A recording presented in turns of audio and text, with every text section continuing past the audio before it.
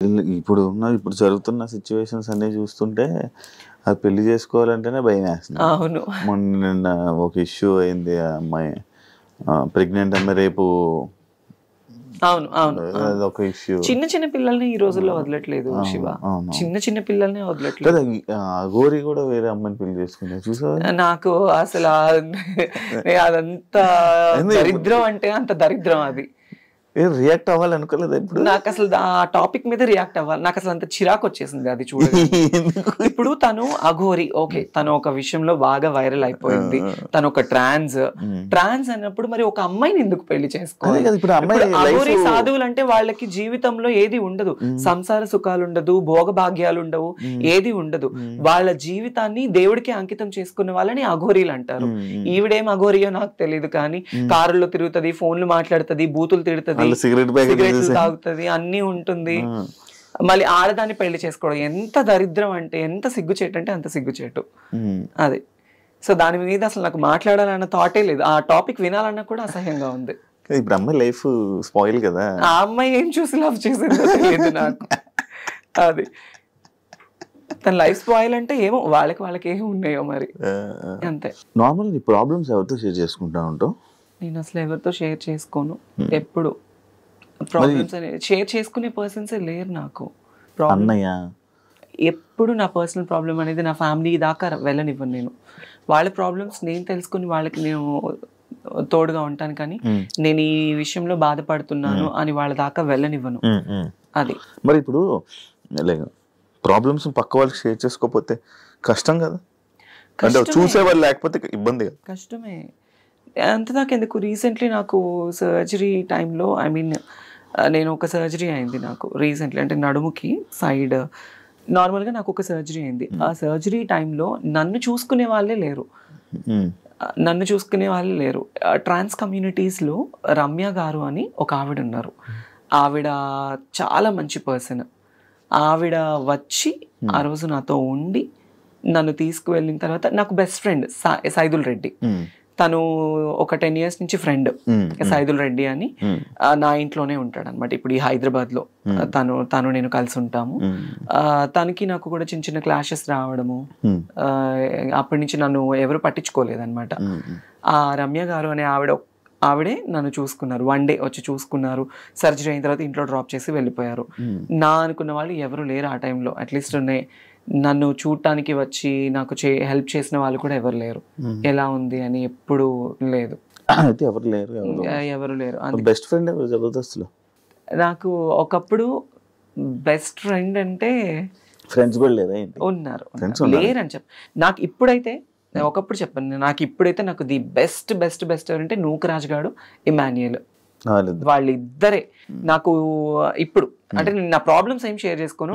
అరే నాకు 10,000 కావాలి, ఒక 20,000 కావాలంటే టక్కుని కొడతాడు ఇమాన్యుయల్ కానీ నూకరాజ్ కానీ. నాకు ఇంకా చాలా అంటే చాలా ఫ్రెండ్స్, ఇంకా నన్ను అక్క అని పిలుస్తారు. తిట్టుకోవడము, చాలా ఎక్కువ రెగ్యులర్ షోస్ చేస్తూ ఉండడము. నేను ఇప్పుడు నూకరాజ్ టీమ్ లోనే చేస్తున్నా కదా. నాకు ది బెస్ట్ ఫ్రెండ్స్ వాళ్ళిద్దరు. అది తన్మయ్ ఇన్స్టాలో ఎక్కువ రీల్స్ చేయడానికి రీజన్ ఏంటి? ఏమైనా ఉందా? ప్రొఫైల్ పెంచుకోవడానికి? అంటే ఇంతకు ముందు చేసిన రీల్స్ లో బాగా ఫాలోవర్స్ పెరిగారు. సడన్లీ నేను ఆపేసాను ఇన్స్టాగ్రామ్ రీల్స్. నాన్న చనిపోయిన తర్వాత ఎక్కువ పెట్టలేదు నేను, అసలు ఏం లేదు.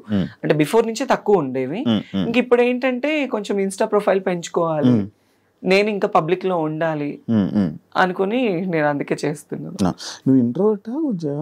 అంటే కొంచెం అలాగే ఇంట్రోవర్ట్. కొత్తలతో మాట్లాడి ఇబ్బంది పడ్డా? చాలా ఇంట్రోవర్ట్ నేను.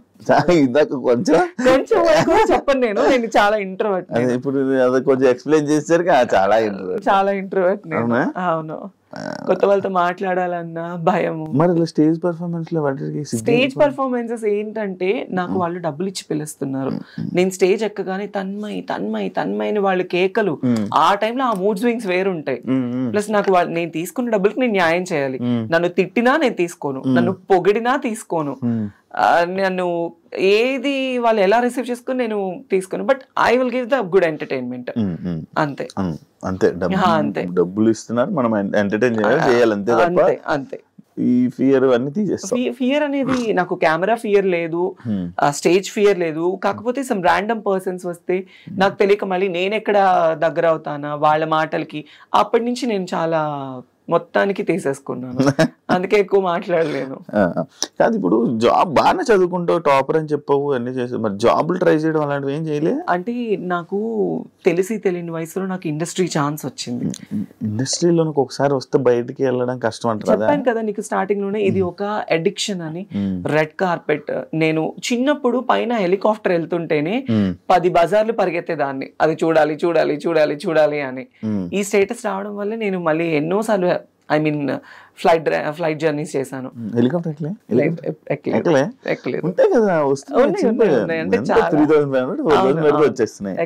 బట్ తర్వాత మన ఆ టైంలో ఎవరైనా పొలిటికల్ ఎమ్మెల్యే గారు లేకపోతే అక్కడ సర్పంచెస్ వాళ్ళు వస్తే జనాలు అందరూ పోగైపోతారు, వాళ్ళని చూడటం కోసం ఎగబడేవాళ్ళని.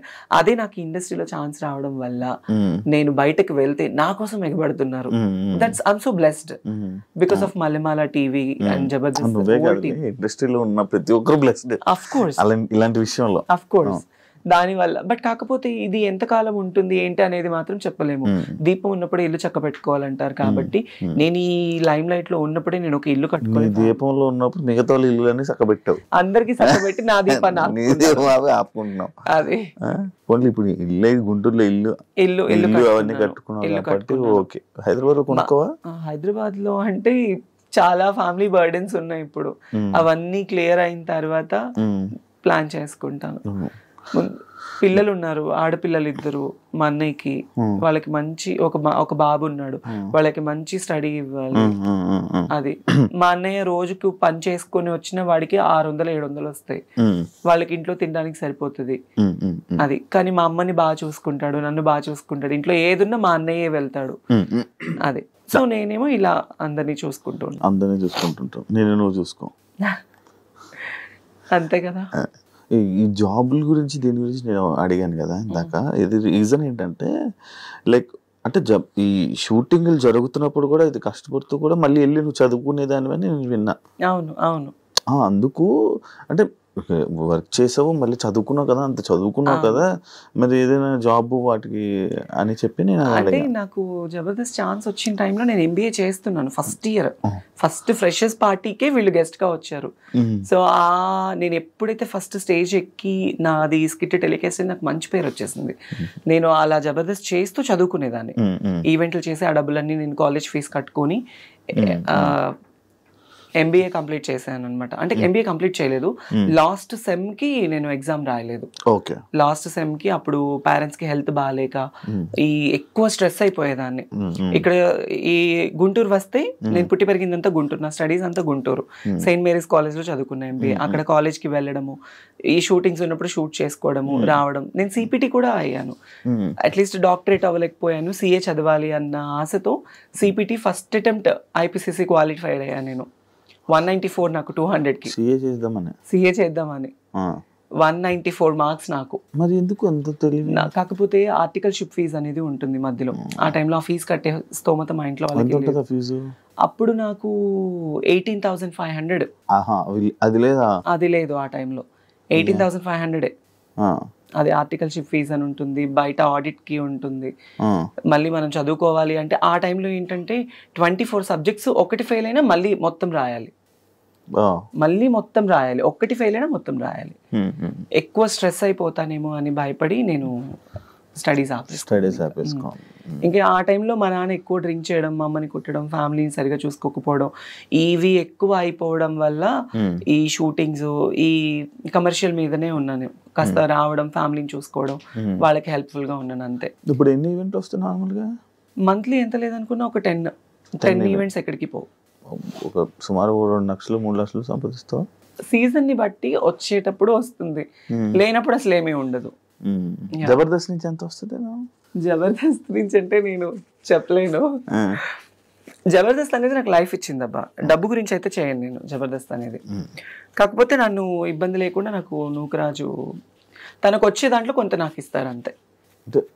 ఫ్రీగా కూడా చేస్తారు. ఫ్రీగా అంటే సీనియారిటీ బేస్ అనేది కూడా ఉంటుంది కదా, ఫ్రీగా అనేది ఏముండదు. జబర్దస్త్ చాలా మందికి లైఫ్ ఇచ్చింది, సో అందులో నేను కూడా ఒకదాన్ని. వాళ్ళకి ఇచ్చేది కొంత అయితే అందులో కొంత నాకు. ఓకే. టీమ్ లీడర్ కి ఒక్కొక్కరికి ఒక్కొక్కటి ఉంటుంది బడ్జెట్, ఇంత బడ్జెట్స్ అని. ఆ బడ్జెట్ లో నువ్వు ఎప్పటి నుంచి ఉన్నావు, నువ్వే టీమ్ లీడర్ ట్రై చేయాల్సిందిగా. అబ్బో లేడీ గెటప్స్ అందరికీ కలిపి ఒక టీమ్ లీడర్ కూడా ఇస్తానని అన్నారు. మరి కాకపోతే ఇంకా అది అప్పుడు అంత వర్కౌట్ అవ్వలేదు.